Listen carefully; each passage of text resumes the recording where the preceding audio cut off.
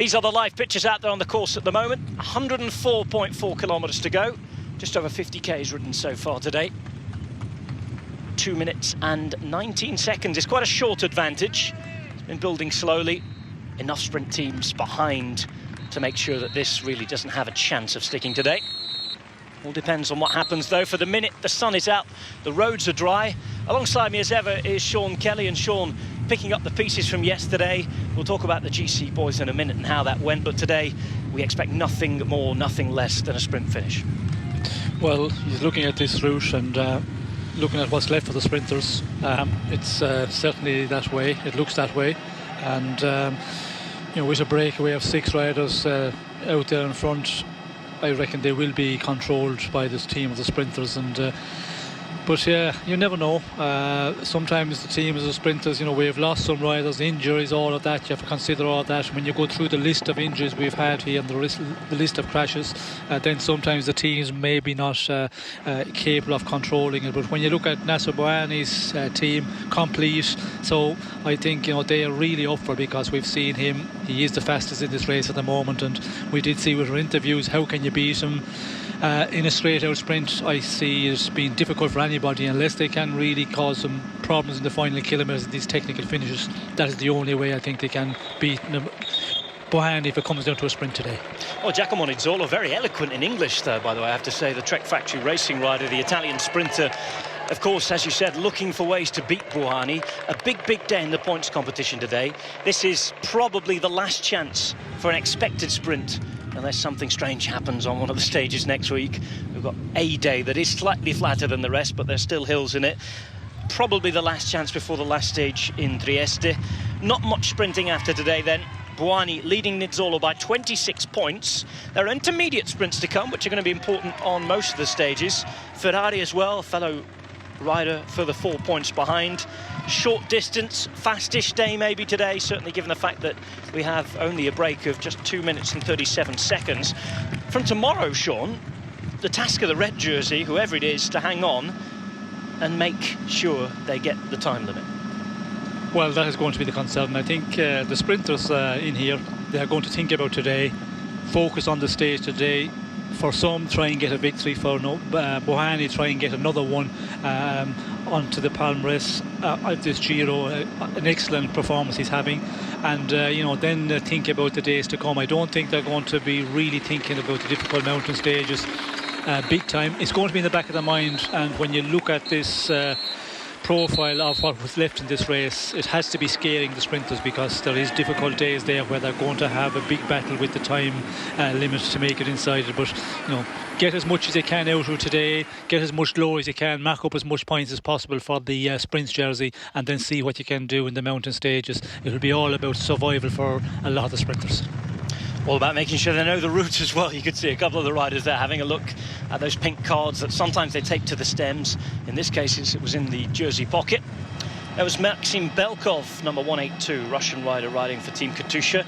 And the thing about this breakaway, Sean, there's absolutely no threat to anybody behind, is there? The only people that are going to want this are the sprinters, because the closest man on general classification is Jackson Rodriguez, a whole 57 minutes, 29 seconds back. Well, that's the problem here in this Giro. We see in the earlier days it was the general classification, it was controlled because of that, because it was so tight at the top and there were so many riders in a position in general classification. They were becoming danger men when they were in a break of 6, 8 riders, 12 riders. There was always somebody who they had to ride because he was going to be dangerous, and we did see Ulrike Greenedge doing so much of that work, controlling for Michael Matthews.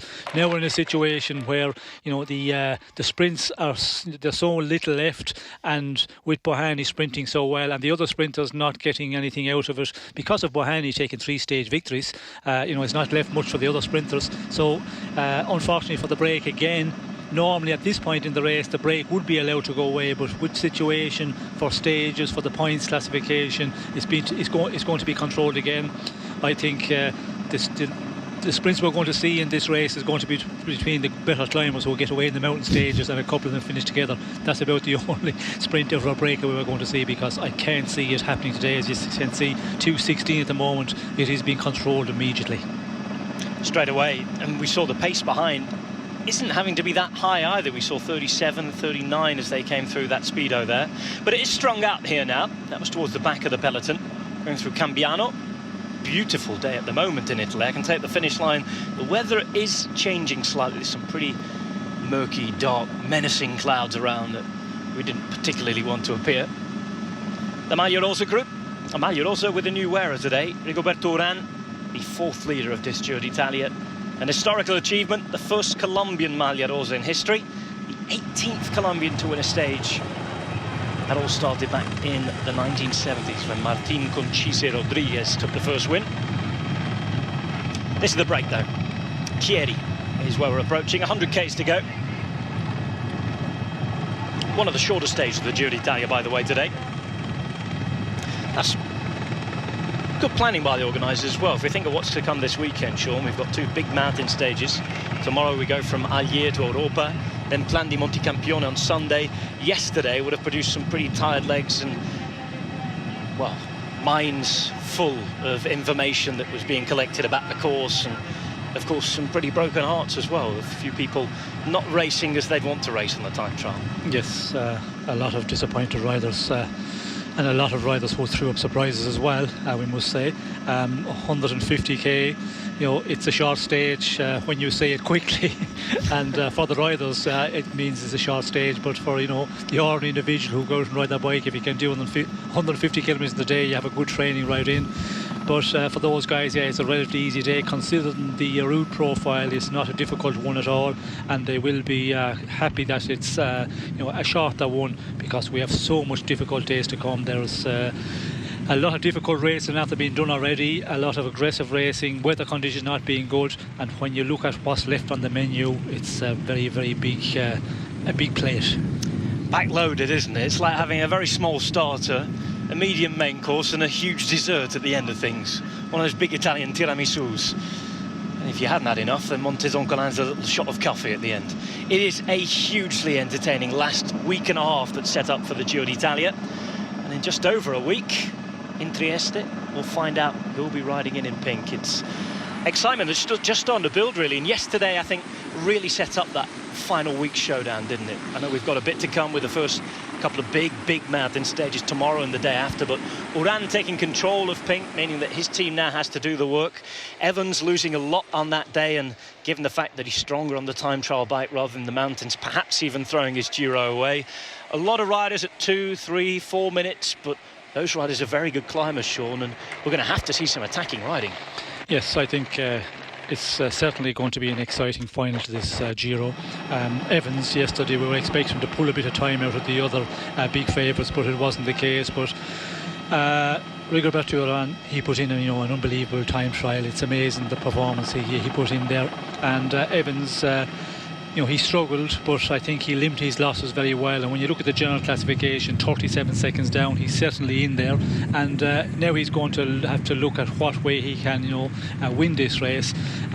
Experience is going to be important, and if they get an occasion where they can maybe surprise the other big favourites, I would not be surprised at all if they do that on some of those descents, if we get wet conditions on a descent to a finish. So we have to wait and see, will that happen. But then there's a lot of the other guys, Maika, Pozzovivo, Kelderman, Quintana, of course, he lost quite a bit of time yesterday, 3:29. He's going to have attack a bit further out to gain that advantage. Aru is there, so there's a lot of riders, who are going to try and go in the attack. It's not going to be easy for Omega Pharma Quickstep and Urán to control, and maybe Cadel Evans will benefit from that. And I suppose we have to say to our Australian viewers, sorry, we haven't got the pink jersey for you today, but you had it for 10 days. Well, it's been the Giro d'Ozzy so far. Dario Cataldo there for the Italians and for the Brits, of course. He's the captain of Team Sky here. By the way, we're informed that we're exclusively live on British Eurosport for the time being. As soon as the tennis concludes on Eurosport International, then our friends from across Europe and, of course, down under will be able to join us. So I'm sure you'll forgive us if we give a little recap of what happened yesterday for the benefit of those viewers. Here is Rigoberto Urán talking to his old mates. It's that sort of relaxed day at the minute for him, even though he's just taken over the Maglia Rosa, having a chat to Konstantin Svitsov there, a man who, if he was in the team this year, would be working for Rigoberto Urán in the mountains. Ben Swift alongside him as well. Interesting to see what Ben Swift can come up with today. This is a Giro d'Italia where we really expected him to have a really good chance to go out and win a stage. He's been unlucky in a couple of stages where we thought that he might really go for it. Yes, he was excellent in Dublin. Almost got a chance there before Marcel Kittel did the sprint of his life, of course. And then when we got to Bari, we all know what happened. It was poor. It was that neutralised stage. Monte Cassino went down quite heavily and has been affected by the fall ever since, really, just like many riders.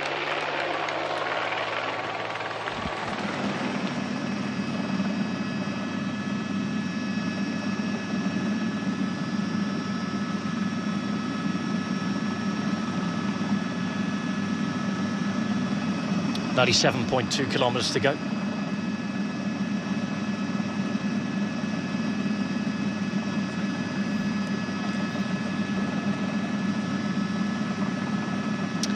Two minutes 34 is the gap. Fossano to Rivarolo Canavese today. Sprint, probably the last clear sprint until we get to Trieste on the final day. GC riders tired after yesterday and calm before the huge load of work that is to come.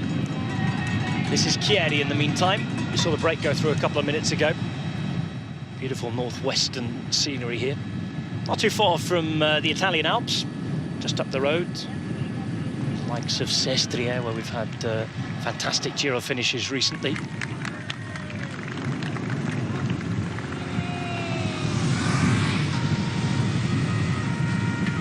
Joaquim Rodriguez is out. This is Jackson Rodriguez that is in the break, by the way, the Venezuelan rider. Just before anybody gets excited, any Katusha fans. The Katusha rider there's Maxim Belkov. Man on your screen is Jeffrey Romero. Yet again, Sean, the Colombians in the break. They're having a great Giro. Yes, well, they're certainly getting into the breakaways and showing their jersey. I think to the organisers as well, you know, being in the race, the teams, they certainly try and, you know, when they get a wild card, they try and, you know, get into the breakaways. When the days the breakaways have any chance of succeeding, even, you know, today I suppose when there's a less possibility of a succeeding, they're up there and they have been present. And the interesting one in the mountain stages where they can do something, hopefully they can get to the breaks there, and there will be, you know, days certainly in mountains where the breaks will succeed. Some of the riders will succeed, and that's where the Colombians, they should be in with a possibility, in with a shot to take a stage victory. Well, there was absolute fervour back home yesterday.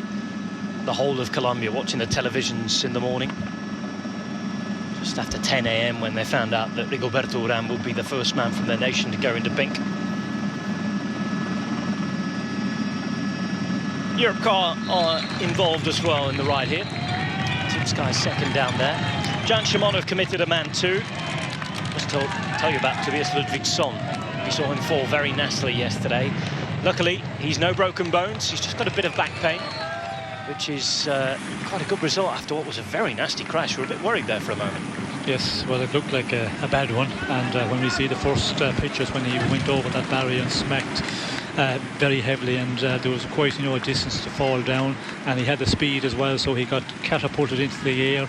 And we know the size, he's a big guy, and when you smack off the it looked like he could have smacked off the road, and if that's the case, well, he is lucky that he hasn't any broken bones. It looked like that he had something broken, you know, initially when we see him lying there, but thankfully there's nothing, just a very bad bruising, but he will be very sore for a number of days with that smack off the ground. Well, of course, he did not finish yesterday, so he's the second man from Giant Shimano to be out of the race. Tom Stamsnijder is the man riding on the front here, by the way, the big Dutchman riding for the Dutch team. So Marcel Kittel and Tobias Ludvigsson, the German and the Swede, out for Giant Shimano. This is the front of the race where they almost have 3 minutes. Work hard for the advantage. Gerd Dox on the right-hand side in the red. Man coming through to the front in the whites is the Venezuelan rider of the Italian team, Androni Giocattoli. Maxim Belkov, Russian rider in the red and white there. Third rider on the road. Romero, Colombia mentioned just a moment ago, in the black and white. In the light green and white, we have Marco Canola, another Italian rider, another young rider riding for Bardiani. In the dark green, Angelo Tulik, the only rider under 25 in the Europe car team. Brings the average age down for them. And as usual, everywhere decked out in pink. Except Cadel Evans, back in his BMC colours today. You'd be hoping he can get all dressed up in pink again before the end of this Giro, certainly on the final podium. But it's a big ask after yesterday now. One of the big losers, without doubt, even though he did finish third. And it was interesting, Sean, looking at those time splits yesterday.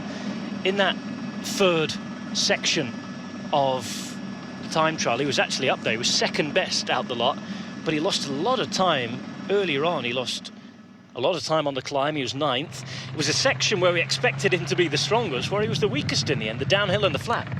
Yes, surprising when you see that check between the 12.6 and the 26 kilometres, which was in between the two intermediate checkpoints, and that was, you know, at the after getting to the first 12.6 GPM point, and then there was that downhill, and then there was a lot of straight, but it was still a little downhill, and I was expecting Evans, with his time trialling, you know, performance of the past, that he would be strong there against the other time trials, because, you know, some of the small lightweight guys, but it wasn't the case, and you know, he was losing time, and yeah, you know, he recovered well in the final. I thought it was going to be a much more of a time loss to the other big favourites, especially to Iran and to some of the others, but he limited his losses, and we did see him at one point where he went off the road a bit, corrected it very well. I thought that, you know, it was fatigue was setting in, but I think it was just that he was really trying and going very, very fast, and you know,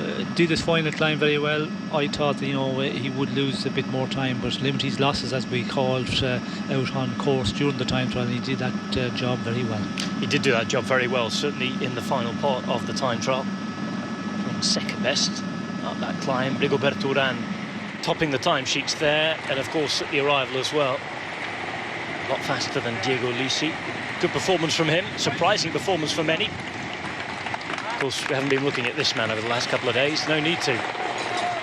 There he is. No Grand Tour stage win until the start of last week. He now has 3, Nasser Bouhanni. It's been a race that's really seen him come of age as a sprinter, Sean. Yes, well, there's a lot of talk about that. Before, he was very nervous, and sometimes with his teammates he was getting very aggressive in the final. I was reading in one of the French papers, actually. You know, he would get to the teammates. He wasn't, you know, nice to them in the end when they were trying to close down and set up the sprint for him. But he's totally changed. He seems to be much more relaxed, and you know, the stage victory, I suppose, the first one probably helped that a lot. When you get the first one under your belt, as you say, well, then the pressure's off, because to win a stage in a big 3-week tour, it's a huge performance, and then when you win a second one, you know, you just relax much more, and now he seems to be totally relaxed. His director sportif, Marcel Gaillon, he said that, yes, he's just, you know, there's a change there. He's very, very relaxed now, and, you know, very complimentary to the teammates as well.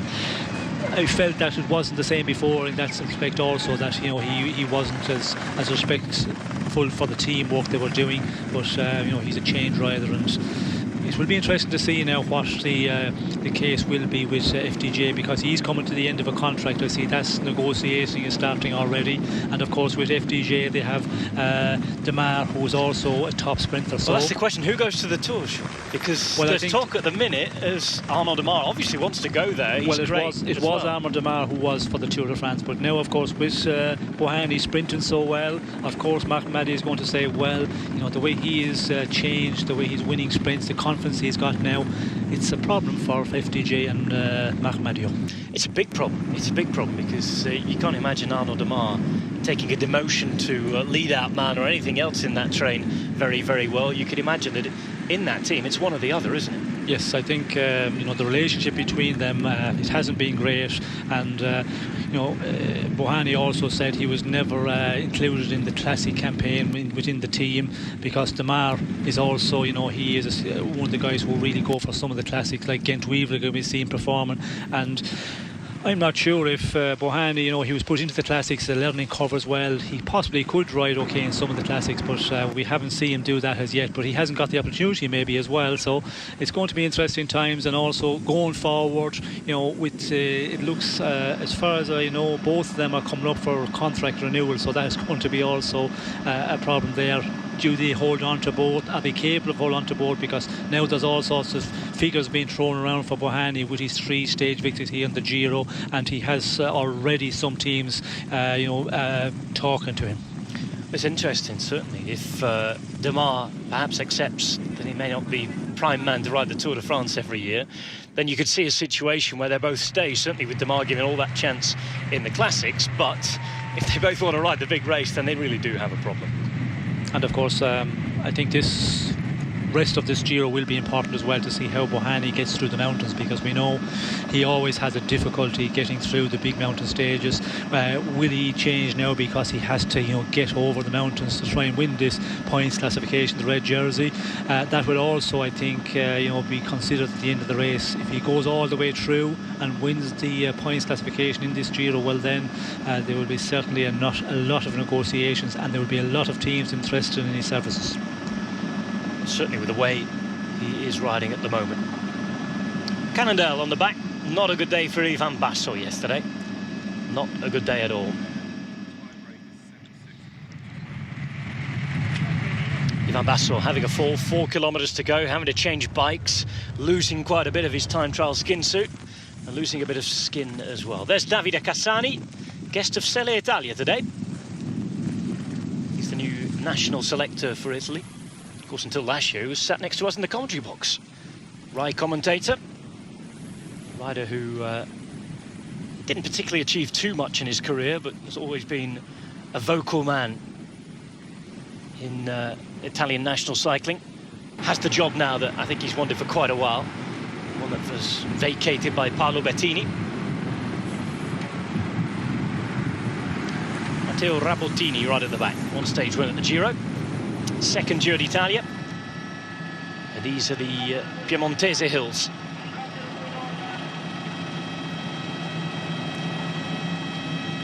And rarely an ugly sight in this country, is there? Rivarolo started the Giro d'Italia from up very close to here a few years ago, 2011, when Contador won on the road. Scarponi was then awarded it. Started in Turin to mark the 150th anniversary of Italian unification.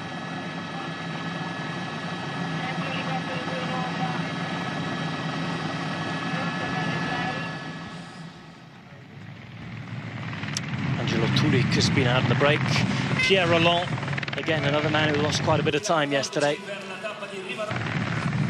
Riders who, not quite out the Giro d'Italia, Sean. I don't think yesterday will be definitive for anybody, really, because there are so many opportunities to attack. Again, given the fact that stage 20 is Monte Zoncolan, you could be leading the Giro d'Italia and have the worst day in your life on a bike on such a hard climb, and everything could change again. It's going to be go right to the wire, whatever the gaps and time distances. Yes, well, the time gaps at the moment, it's certainly going to be a battle for the general classification. When you look at the time difference, there's nothing solid for anybody there. And looking down the general classification, if you Pierre Roland, of course, he's 5 minutes down. It's a bit much, but again, sometimes when you're 5 minutes down, well, you're allowed a bit more space, and when you go in the attack, you're not chased down immediately by the top 4, 5, 6 riders. So it can be an advantage. You're just enough away, but again, he has to make up 5 minutes. It's a lot, but again, we know the way he's always capable of going in the attack, and I think we will see him trying that on a number of times. Well, we're just about to let our friends from Eurosport International and Eurosport Australia join us. So we'll be disappearing off for a commercial break in a moment's time. When we come back, we'll come back with a bit of a recap of yesterday. And of course, we'll round up everything that happened on that time trial. Look ahead to the final week of the Giro d'Italia. And of course, build up in the final 85 or so kilometres before this expected sprint finish. So see you in just a minute. Keep it Eurosport Cycling. Sean and I will be back in just a moment's time.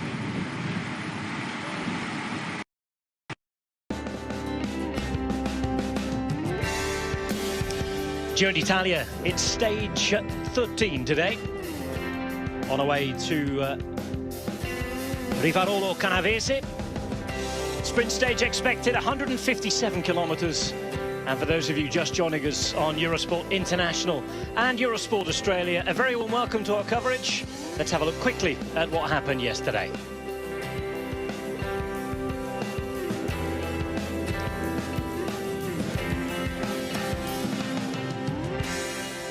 And it was Rigoberto Urán who will be the first Colombian ever to pull on the pink leader's jersey of the Giro d'Italia. Quickest on the time trial bike, 41.9 kilometres from Barbaresco to Barolo. Urán riding wonderfully, taking the necessary risks on the descent, and of course blowing everybody else out of the water. Diego Lisi set the surprisingly best time in the afternoon. That will be the time to beat. Urán didn't just beat it, he absolutely murdered it. Oh, increíble, la verdad que estoy sorprendido. Oh, incredible. I mean, surprised myself, winning a stage, and of course the time trial. Yeah, we've worked very, very hard on it, especially with Specialized, and the results are here for all to see. A superb day for me and my team. Yeah, with Specialized we worked really hard. We've been in the wind tunnel, and of course we've been working on this particular stage as well. Today, fortunately, everything went well, and the results of that work were there for all to see. No words, really. Cadel Evans started the day in pink, but he would lose the leader's jersey. This should have been the day where he really took time out of everybody else who probably would be stronger in the mountain. But Evans never really looked comfortable. And despite doing a very, very strong final third of his time trial to cut his losses, he finished 1 minute and 34 down off the leader in the day and lost the leader's jersey. Diego Ulissi would come second on the day. A surprising ride of the day, really. Certainly given that he's no particular historical form on time trialling. He took it well, though, led for a long time. And Rafał Majka, best young rider so far, also up there. Not too far off Ulysses' time on the day as well.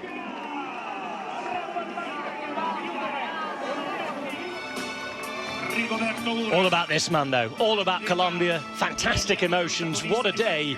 Question now is, can Urán hold on? Here we are then at the finish line. Rivarolo Canavese today, expected to be a sprint finish. It's expected to be the last big sprint day before we go to Trieste on the final day. Fans of Sebastian Henao, the youngest rider in the race there. Plenty to come today. The build-up to the big fight for the points jersey. Nacer Bouhanni, the big favourite for it. Will he be able to get it? We're back in a minute after this short break on Eurosport Cycling.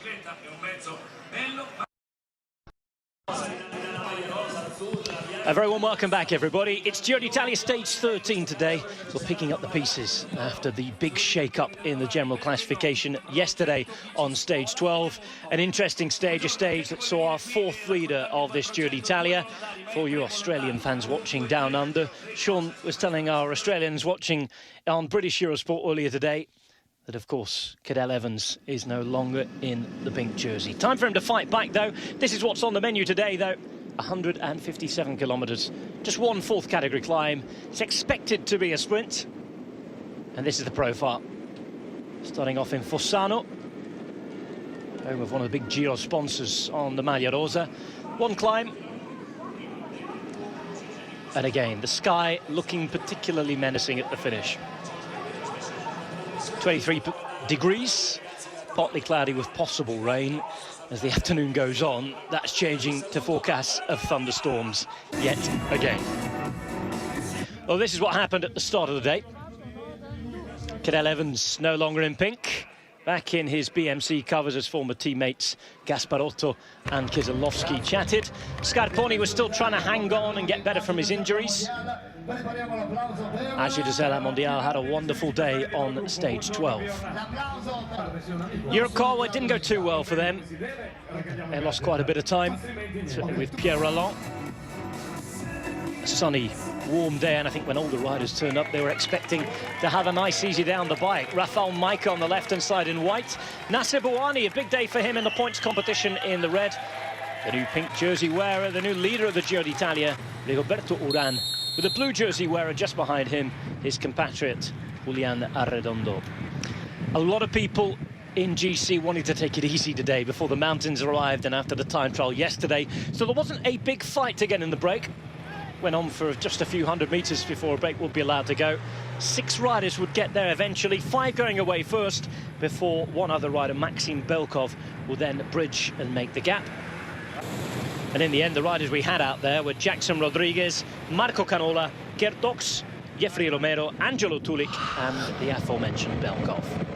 Live onto the course, 79.2 kilometres to go. Let's get straight to it. Sean Kelly, today we expect a sprint, don't we? Yes, and I think everybody's expecting a sprint. You could see the peloton at the start. A lot of riders, I think, by the director of sportives, the team tactics would have been, okay guys, try and have a man in there, but I think there was a lot of them saying, no, what is the point of being the breakaway for 120 kilometres or 130 kilometres, whatever, and going to be, you know, pulled in the end. And we can see here that is the case. The team of Frances de Joux with numbers on the front, and they're controlling for Nacer Bouhanni, because he knows if he gets to the finish to a bunch sprint, he has a great chance of, you know, getting his 4-stage victory here. And you could see that, you know, the attack, there's just a number of riders in the front. The first one's attack were left away and left right away, because not too many riders with enough energy, first of all, I think, to, you know, go in the front. There's a lot of them suffering here. Combination, we've had a difficult race. We have 2,017 kilometres covered already.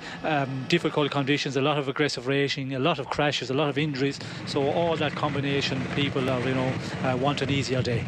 Tom Stamsnyder just making sure he's going the right way there, looking at what is ahead. He's the man doing a bit of work for Giant Shimano. By the way, I know plenty of you overnight asking about Tobias Ludvigsson.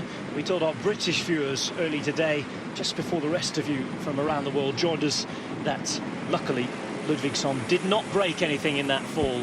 Very, very nasty one we saw. He's okay. Of course, he didn't finish the race, so Giant Shimano now 2 men down, with Ludvigsson, the leader, out of the race alongside Marcel Kittel. And in your picture, there's Simone Ponzi, who took a bang yesterday. One of 3 riders who went for X-rays. The riders having to go to hospital were Peter Seri and Chris-Anke Sorensen. Chris-Anke Sorensen not starting in the end because he was diagnosed with a broken wrist. Peter Seri having an X-ray at the base of his spine, but he's okay to start. Simone Ponzi having an X-ray to the chest, but as you saw there, riding fine for Neri Sottoli. This gap's not going to be allowed too much today, 2 minutes and 46 seconds. Nobody of real danger in there. The closest man on general classification is 57 minutes 29 seconds. That is Jackson Rodriguez of Androni Giocattoli. It's interesting that there'll be no punishment handed out today by Gianni Savio because they've made the break. Yes, well, of course, we've seen Savio's team being in the break very much until 2 days ago when they missed it and they had to start riding, and you know, what a ride they had to do, because they were chasing for a long time to close that advantage down. Never really got them before the climb, but certainly killed off the chances of the breakaway. And I'm sure there's some riders, you know, had some words with Savio's team and Savio himself, you know, saying, well, you know, you killed the break for us because we had, you know, a very strong breakaway up there. But unfortunately, you know, they weren't happy, and they were given the punishment for not being the break mid right after it, and we see the consequences. It all came back together in the end. I saw somebody actually sent Gianni Savio a betting slip with all the money that he'd lost because he put bets on Moreno Moser and another rider in the break to win. He stood to win about 500 euros, and in the end he said, well, Savio, you owe me this, and he sent it in the post. Photocopied it on Twitter, but he sent it in the post off to stamped addressed envelope, Androni Giocattoli cycling team. Not too sure Gianni would be willing to pay up.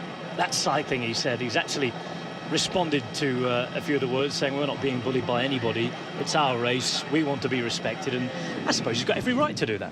Yes, of course you've got every right to do it. The race, you know, it's there for everybody, and you can that's your tactic, that's your decision. What you decide on out on the road, you're free to do, and it certainly meant for our viewers and for us, you know, it made good commentary because we had a spectacular final in the end.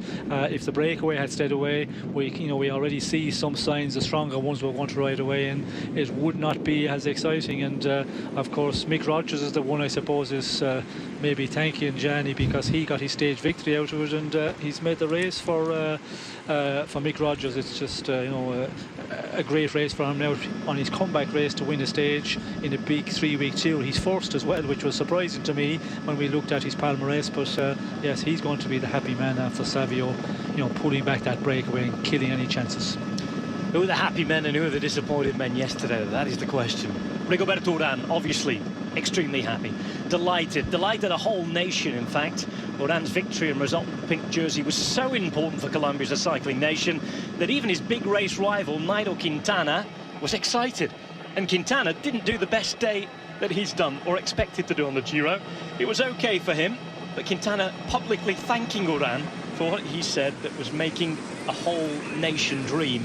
Just a little illustration there, Sean, of how important it was for somebody from that nation to take this Giro d'Italia by the scruff of the neck, the first ever pink jersey wearer. Well, we can see Urán. He's been there. He's showed some great flashes in big tours, and he's been up there in the classification. And the change of team, of course, we know with Sky he was always in the shadow of maybe better riders. And of course for Team Sky this year, Richie Porte was the man who was supposed to be here, and that's been a problem. He's not had the best of season, has a number of sicknesses and getting colds in the beginning, so pulled out of this one. But for Urán, the move of team to Omega Pharma Quick Step, new terrain, new colours, it gives that extra motivation as well.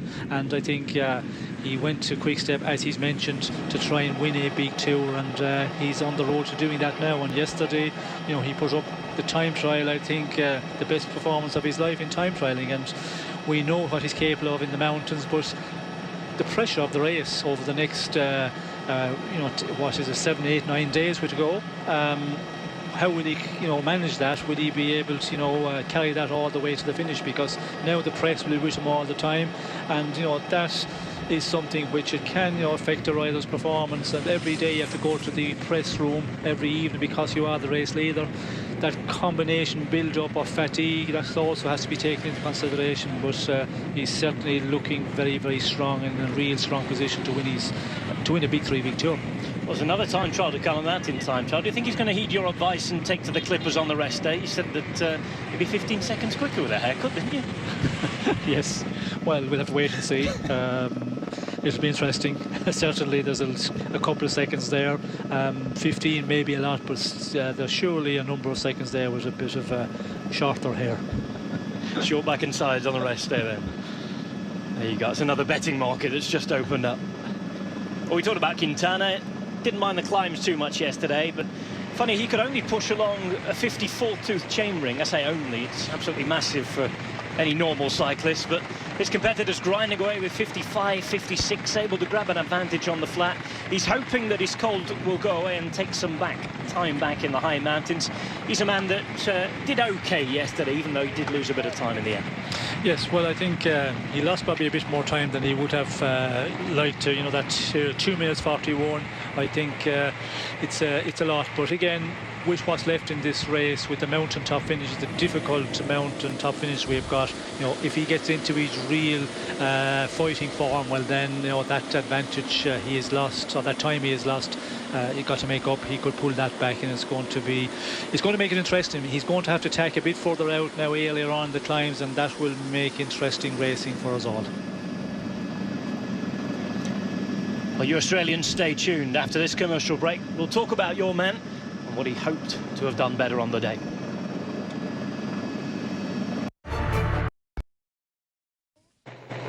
Frances de Jure riding on the front here on stage 13 of this Giro d'Italia. Trying to put Nacer Bouhanni in for another stage win. That will be his 4th of this race. Just over 2 hours in the saddle of 157 kilometres today to Rivarolo Canavese. We were talking about the general classification contenders at yesterday. Not all really lost for Cadel Evans, but he would have hoped to have done better. Of course, he led the race for 4 days. Evans, though, finished 1 minute and 34 seconds off Urán's winning time of 57 minutes 34 seconds yesterday, and also 17 seconds behind runner-up Diego Lisi. Now, Evans, after the stage, said that he saw Urán coming into form, but he honestly didn't expect him to have such an amazing time trial. This is his words. Of course, he'd hoped to have done better himself. Time trial course suited him. Position now is good tactically, and he thinks it's going to be interesting. Question for you, though, Sean. Given that yesterday was his traditional strength, the area where he really should have dominated amongst his GC rivals, did Cadel Evans throw away his Giro d'Italia in Barolo yesterday? No, I don't think he's thrown away his Giro d'Italia. It looked like it was happening in the time trial. I was really concerned that he was going to lose a lot of time in the very final 10 kilometres and that final climb up to the finish, but he limited it very well, and really dug in, and I think he's in there still with a great chance, and who knows, there's no guarantee. Anybody can have an off day. Rigoberto Urán, he can have a bad day at a bad time as well in some of these mountain stages. Everybody's open to that, so I think general classification is very much open at the moment, and the first mountains, the big mountain stages to come, that will give us an indication who's in there, and I think Evans is certainly in with a great chance of winning this one all the time. Well, we mentioned Quintana before. We must stress that Quintana's still suffering from a cold. Struggled to breathe yesterday, he said. Legs are feeling better, as we see Ivan Santaromita. Now, one thing that Evans does have is a wonderful team around him. Yes, they've lost one man, they've lost Yannick Eisen, but another strong team around the current leader is a Megaformer Quick-Step, Sean. They had some impressive results yesterday. Yes, well, they were impressive is the word yesterday, because the way they put 4 men in the top 8, it was such a strong performance from Megaformer Quick-Step, and it's a good indicator as well for the race leader Urán, because they have riders in there capable of looking after him on the mountain stages, because to be up there in the time trial, it proves that they are in good shape. And we can see Brambilla, he's riding very strong in the hills. Pools, I think, will be quite good. Thomas de Gent, we know he can be good, and he seems to be coming better, so he will be very important. He was great yesterday as well, yes. Wasn't he? He was one of those guys who was really up there. All three of them great yesterday, so that is really looking good for Megaformer Quick-Step.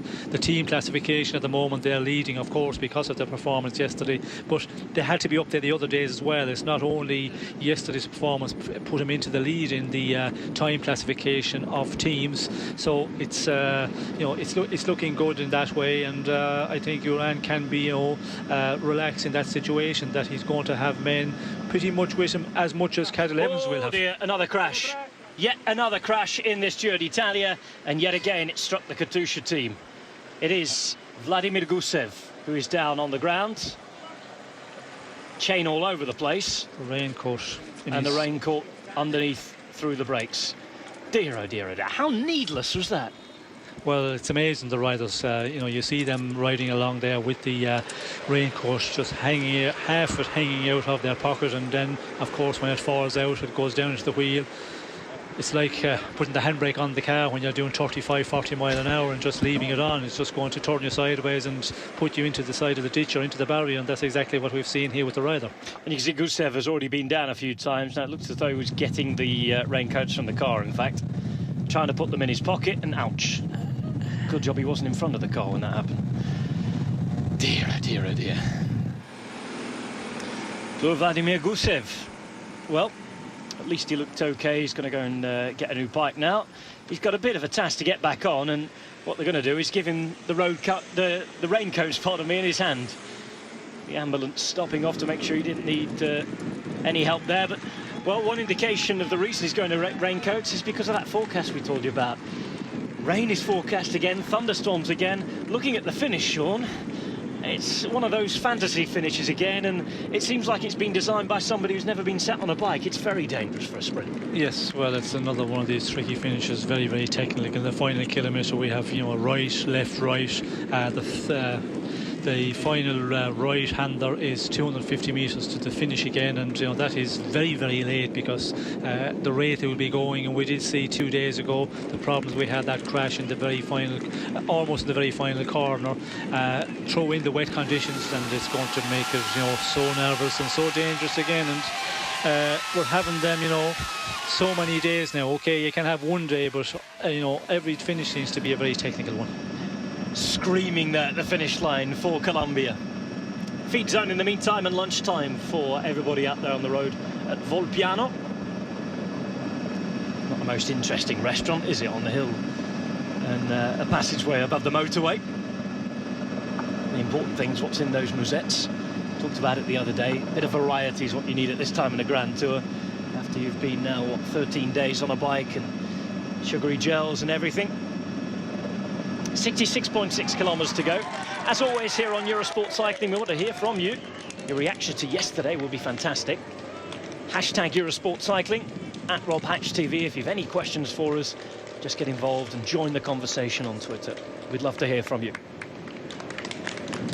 This is the breakaway. Man at the front, riding for Lotto Belisol.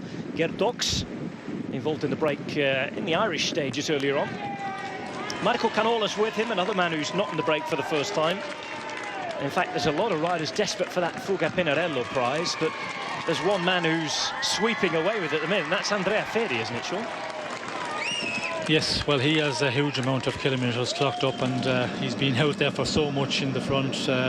It is amazing, you know. He, I think 608 kilometres out of 2,017.6 kilometres covered. It's a huge amount of time out in front in breakaways. More than a quarter of the Giro in the break. There you go. Yes, and you know, those guys, they continue on. You know how they recover.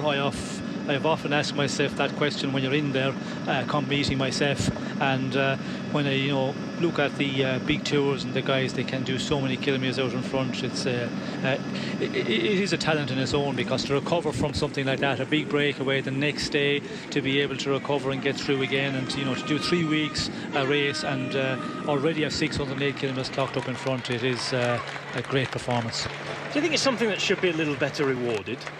I think yes. A jersey, maybe. We do have that. I think it's in the Tour of Belgium where they have a special breakaway jersey. And it makes a good racing as well, because if you have something, a leader's jersey, financially maybe make it a bit more important to make the race much more aggressive, because then there's more people want to get into the breaks, and maybe the break wouldn't get away as early as we have seen today, for example. So it would make the race more interesting, and the stages would be maybe more contested, more attacks, and more exciting racing. Quick refresh and review of the standings then. This is where we stand on stage 13 of the Giro d'Italia. Rigoberto Urán, the Colombian rider from Megaformer Quick-Step, ahead of the Australian for BMC, Cadel Evans. Rafał Majka, the best young rider, but third in the overall. Domenico Pozzovivo's up to fourth now at 2 minutes and 32 down. A good result from him yesterday. Wilco Kelderman, Nairo Quintana up to sixth despite losing some time.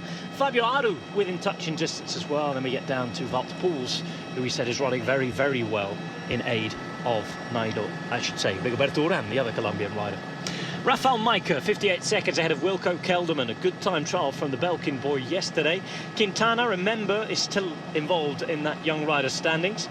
Aru and Ulissi. More about Ulissi's performance after our next commercial break.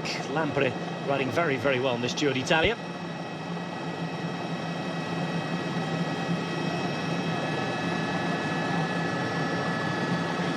This is what's up for grabs today. Nacer Bouhanni and the points jersey.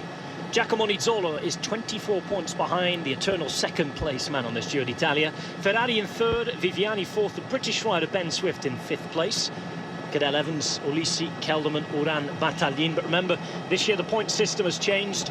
More points for the sprint stages, as the organisers really do attempt to entice more sprinters, not just to come to the Giro d'Italia, but stay on to stage 21. Hence we now finish with the sprint stage and not a time trial. Juliana Redondo leads the climber standings. This is going to really change a lot into the next week. Starting tomorrow with the stage to Europa.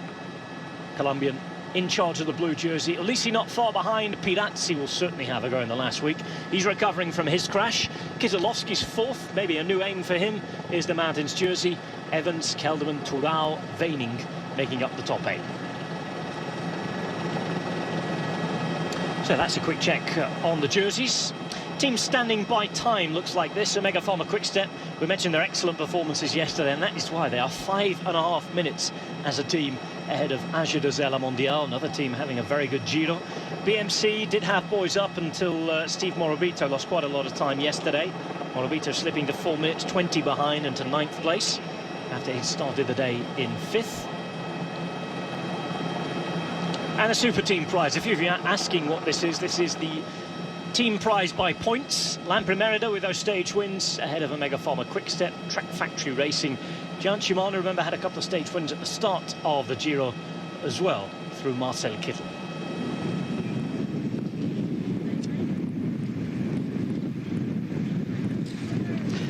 So, time for a quick commercial break for us. 63Ks to go, but plenty to talk about, so don't go away. Keep your questions coming in. Hashtag Eurosport Cycling. Keep it the home of cycling.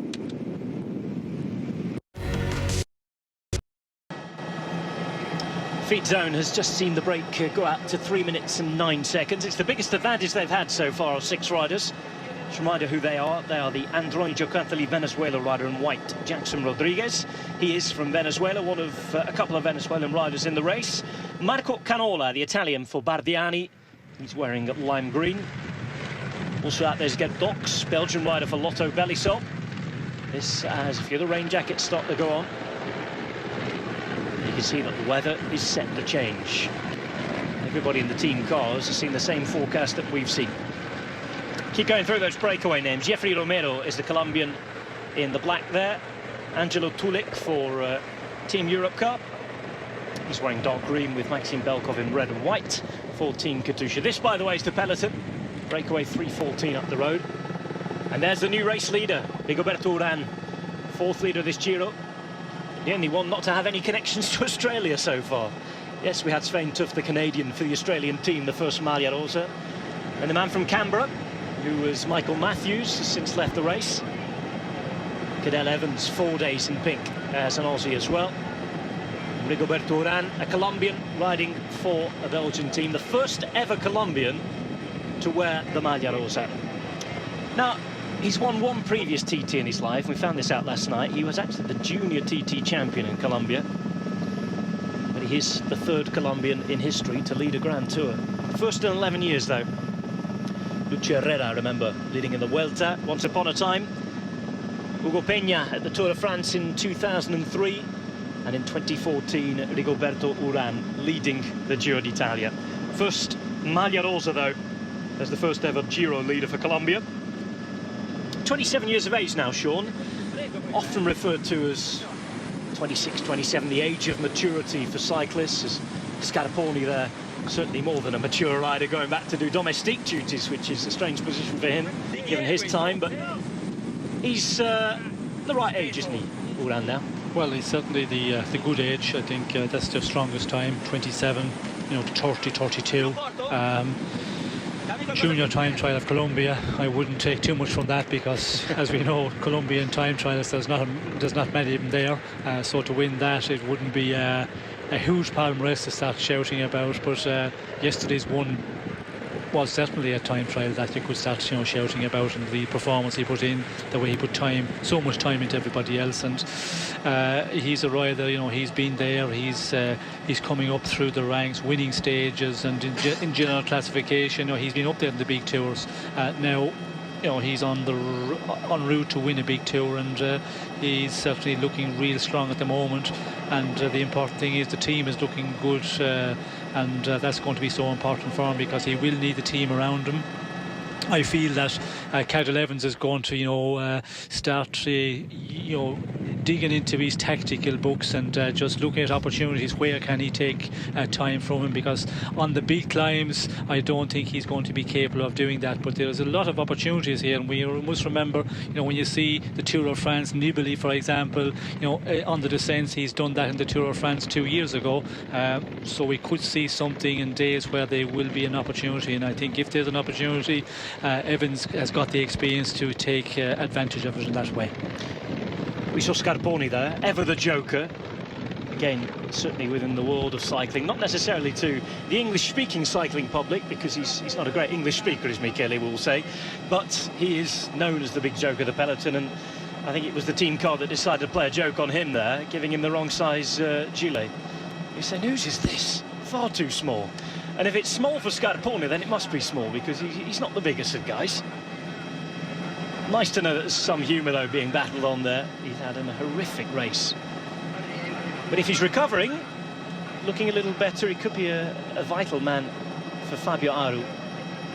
7th place, 3:37. Another man who did okay yesterday. Looking at the man who we got quite excited about at the start of the time trial, Sean, Domenico Pozzovivo, on that road bike that was modified into some sort of a TT machine in the end by his bike maker's Focus. He had a pretty good day, didn't he? He's sitting nice and prettily, really. 4th place, 2 minutes 32 down, but with his strong terrain still to come, Pozzovivo. Yes, I think, again, the terrain is going to suit him. And, you know, he's got through very well in this race. He's avoided all the big crashes, and you know, he could have lost already 5 or 6 minutes because of crashes, and you know, weather conditions not really his cup of tea. He's in there, and very much in there, you know, 2:32 down. He's going to be a danger man as well, and that's going to be the problem. You know, there's so many guys there can cause problems in the final climbs, these mountaintop finishes. It's going to be between the big favourites, and I think when the battle starts, there'll be only the big favourites left up there, and who's going to do the chase? And Iran has a lot of men to control, and that can be a difficult one for him. You know, when it's your first time defending the pink jersey, we've talked about it a bit earlier in our programme, you have to, you know, to make the calculation at times. Who do you chase? Who can you allow to just take, you know, leave out there, take a little bit of time? And that's something, it's easier said than done when you're in the heat of the moment on a, you know, one of the big mountaintop finishes, to be able to, you know, to be cool enough and to be able to do that, make that calculation. We have to wait and see, can he is he capable of doing that? And that is going to be, it's definitely going to make exciting stages with these mountaintop finishes, and so many of them. Well, we talked about Rigoberto Urán, and you seem to think that he now has the capabilities and he is cool enough himself to do the thing. Is we also talked about how good his team's riding. Another question that's come in from Paul Robinson on Twitter. Thank you, Paul, for writing in. Remember, anybody, you can get in touch with us, hashtag Eurosport Cycling at Rob Hatch TV. Now, Paul, Sean, of course, talks up the Omega Pharma Quick-Step team, but he says, does it lack the experience required, given their classics history, in the big mountains? Well, I think first of all, if you've got the riders who are capable of, you know, riding all this sort of terrain, Iran is definitely capable of it. And when you look at the way they're performing at the moment, Omega Pharma Quick-Step, the riders they've got there, I think they will be able to go a long ways with the pink jersey. And there will be a time when Iran will find himself with just a number of the favourites without teammates. But I think looking at the other teams as well, Pozzovivo maybe, AG2 All Mondial, they have some riders can go a bit further in the climbs possibly. And we saw that last weekend as well, didn't we? Yes, we've seen it already in this race, and you know, this year AG2R, they're just performing so well. Morale is so high in the team, and I think everybody is, you know, built, confidence is built in that way with a lot of the riders. It's going to be testing times for Iran, but I think Omega Pharma has got the team. They've got the riders who can control it on the flat when they have to ride, and then in the mountains they should be able to control it to a point where we will find just all the favourites together. 57.5 kilometres to go. Breakaway still over 3 minutes. Well controlled by the guys behind that.